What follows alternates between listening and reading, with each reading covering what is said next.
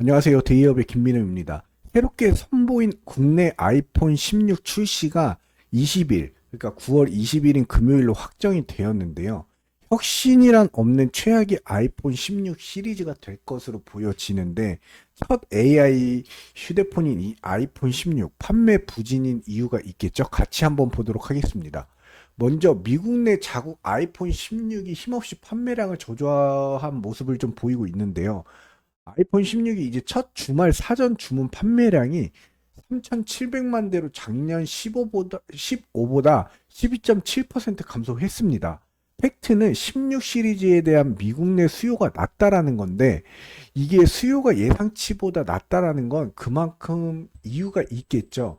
이게 첫 주말에 매출의 감소에서 좀 입증이 되었는데, 그나마 16 프로에 이제 테트라 프리즘 카메라를 추가하고 아이폰 시리즈가 15와 비슷하게 가격대를 유지하는 것과 같은 전략을 아이폰 16이 세웠는데, 이제 첫 주말에 선주문 판매에 대한 제한적인 조금 도움은 되었습니다.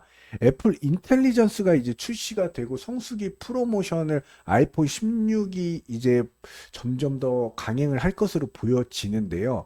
이제 그럴 경우에 애플이 2025년도 시장 수요를 자극하기 위해 보다 공격적으로 아이폰 제품의 전략을 좀 구현할 것으로 보여지는데, 이게 판매량이 저조하기 때문에 아직까지는 그런 모습은 보여주지 않고 있습니다.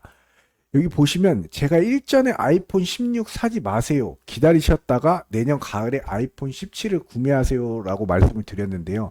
아이폰 16보다 17을 사야 하는 이유, 그다음 16 판매량이 제 예상에 역시나 판매 부진을 좀 보여주고 있는 상황에서 현재 중국, 유럽 시장의 판매가 역대급으로 저조할 것으로 좀 보여지는데요. 아이폰 16이 예상보다 이제 좀 낮은 수요의 주요 요인 중 하나는 이제 판매 포인트인 애플 인텔리전스가 아이폰 16 출시와 함께 출시 시점에 제공되지 않았다라는 것입니다.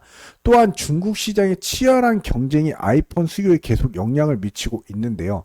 새로운 기능이 얼마나 세련될지 이게 확인할 때까지 아이폰 16 구매를 좀 미루는 것이 좋아 보이고요. 몇 달 또는 최대 1년을 기다려야 할 수도 있는데, 그때쯤 되면 아이폰 17 모델이 출시가 됩니다. 그만큼 애플 인텔리전스에 대한 요번에 수요 자체가 굉장히 좀 실망스러웠다라는 점 참고로 하셨으면 좋겠고요.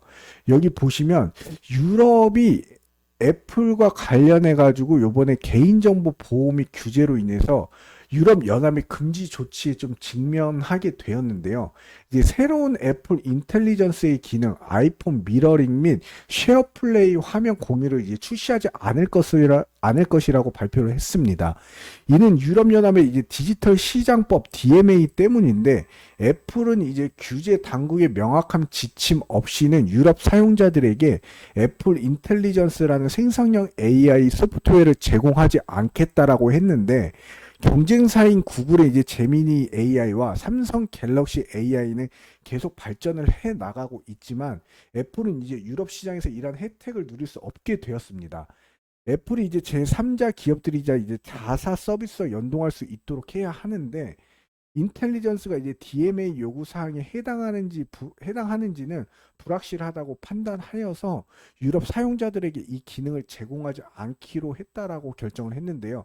그럼 거의 빈 껍데기나 다름이 없는데, 카메라 성능 조금 좋아진 거, 그다음에 뭐 화면 조금 커진 거, 그다음에 뭐 휴대폰 전체적인 기능이 좀 더 빨라진 거, 이것 말고는 특히 매력이 없다라고 볼 수 있습니다.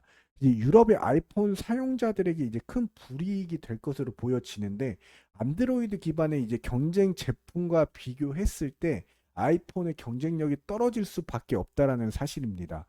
애플 인텔리전스가 이제 중국어 출시는 2025년도가 되어야 가능할 것이다라고 이제 그렇게 보였는데, 이 애플 아이폰 16에 대한 초기 열광이 굉장히 많이 꺾일 수 있습니다. 약한 거시경제와 그 다음에 중국의 아이폰 판매에 계속 부담을 주고 있고요. 또한 애플은 아이폰 15의 중국 판매를 돕기 위해 상당한 할인에 의존을 했는데요. 그만큼 중국 인구를 감안했을 때 판매량을 늘리려면 할인율을 높게 해서 중국 시장의 판매량을 끌어올릴 수밖에 없었던 게 바로 그 이유입니다. 이 중국 시장에서의 치열한 경쟁 또한 다른 요인을 꼽았는데, 이제 애플은 화웨이와 OPPO, 그다음 비보와 같은 현지 업체와 맞붙어야 합니다. 이들은 이제 모두 홈코트의 이점을 누리고 있는데, 게다가 이제 중국 업체는 고객을 유치하기 위한 수단으로 혁신을 계속 해오고 있었습니다. 예를 들어 화웨이는 방금 3단 접이식 휴대폰을 이제 출시를 했는데요.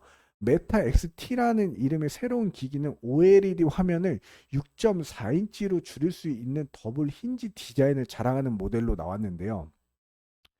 애플이 이제 2024년도 1분기에 전 세계 2위를 차지했고요. 휴대폰 판매량. 그 다음에 출하량은 전년 동기 대비 13%, 전 분기 대비 32% 감소해서 5,060만 대에 그쳤습니다. 미국과 중국은 각각 29%, 22%의 점유율로 애플의 출하량에 가장 많은 기여를 했는데요. 중국의 아이폰 15 판매 할인율이 굉장히 높았기 때문에 그나마 좀 매출을 끌어올릴 수 있었고요. 이번 아이폰 출시와 더불어 애플 아이폰 출시가 같은 날 출시한 이제 화웨이의 메이트 XT 예약 구매에 돌입을 하고 10일 오후 정식 공개를 했는데요. 11일 새벽 기준 예약 구매량이 이미 460만 건을 넘어섰습니다. 올해 상반기 중국 폴더블폰 시장 출하량이 누적 443만 대인데 화웨이가 이중 189만 2천 대를 출하해 42.7%의 시장 점유율을 차지를 했는데요. 메이트 XT 구매 건수가 이미 자사 상반기 폴더블 스마트폰 출하량은 중국에서 모두 팔린 폴더블폰 출하량을 총 넘은 셈이다라고 볼 수 있습니다. 아이폰 17이 이제 내년에 출시가 될 예정인데 내년 가을에 이번 아이폰 16의 판매 부진과 인텔리전스 기능의 이제 보안 카메라, 배터리, 칩셋, 디스플레이 모든 면에서 가장 많이 개선이 되어서 출시가 될 것으로 좀 보여지는데요. 두께를 5mm로 만들었습니다. 프레임은 알루미늄 셉시가 들어서 더 가볍게 하고 내구성은 뛰어나게 하는 강점도 있고요.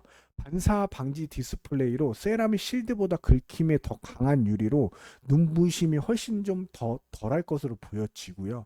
프로모션 디스플레이가 적용돼서 120 주사율에 가변 재생률은 확대 적용될 것으로 좀 보이고, 아무래도 이번 애플의 16의 판매량에 따라 17을 좀 더 혁신적이게 내놓아야 시장의 반응이 좀 더 좋지 않을까. 그러기 위해서 이제 여러 부문 구매 입장에서 구매 촉진을 위한 어떠한 전략과 기능들을 좀 선보일지가 좀 기대가 되는데요. 이번 아이폰 16의 매력도는 좀 많이 떨어지는 건 기정사실이지 않을까 싶습니다. 이번 조사에 따르면 36개국의 아이폰 출시 가격을 조금 비교를 해봤는데요. 미국 다음으로 저렴한 나라는 중국으로 113만 원에 판매가 되고 있습니다. 이어서 캐나다는 117만 원, 일본은 약 118만 원, 홍콩은 약 119만 원의 순으로 나타났는데 한국은 12위로 931달러, 약 125만 원에 판매가 되고 있습니다. 이는 미국보다 약 12.6% 비싼 가격인데요. 애플은 각국의 경제 상황을 고려해 가격을 책정을 했다라고 하는데 소비자들은 역시 여전히 이제 가격 차이에 좀 민감하게 반응을 하고 있는 추세로 보여지고요.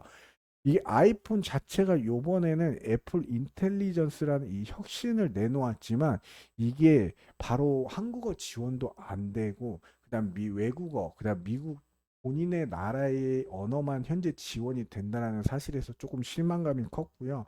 그 다음에 좀 혁신적인 어떤 기능들이 좀 추가가 될까라는 기대를 했지만 그 역시나 좀 실망감을 안겨주었는데요.